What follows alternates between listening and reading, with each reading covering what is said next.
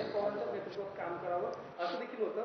अर्थात अंतिम टप्पा जर आला तर भाजप चर्चा झाली असती. काय वाटतंय? मला वाटतं या संदर्भात काय चर्चा झाली काय नाही हे कोणालाच माहीत नाही. याचं कुठे रेकॉर्डिंग नाही आहे, याचं कुठे त्यांनी कुठे बाईट दिलेलं नाही आहे. त्या अंतर्गत त्यांच्या चर्चा होत्या. आता काय झाल्या काय नाही झाल्या का नाही झाल्या या बाबतीमध्ये सगळे दोन्हीकडचे पार्टी जे आहेत ते वेगवेगळे स्टेटमेंट करतायत, वेगवेगळे बोलत आहेत.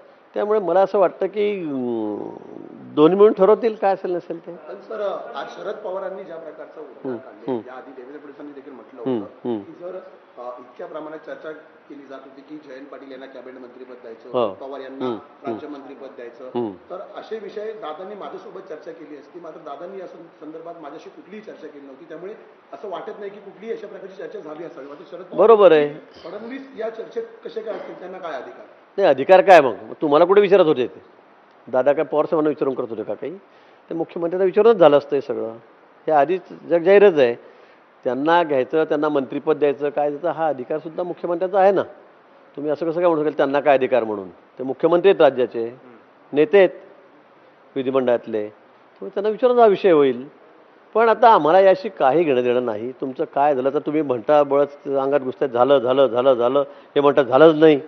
आता तुमच्या दोन्ही पक्षामधला प्रश्न आहे तो तुम्ही सामंजस्य सोडवावा.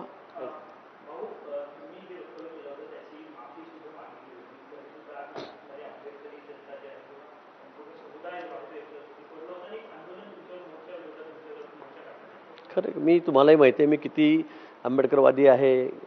भारतरत्न डॉक्टर बाबासाहेब आंबेडकर किती मान सन्मान करतो. प्रत्येक आंबेडकर जयंतीला तुम्ही फक्त मलाच दाखवतात राज्यामध्ये. यानंतर एक छोटासा ब्रेक घेऊया. पाहत रहा एबीपी माझा.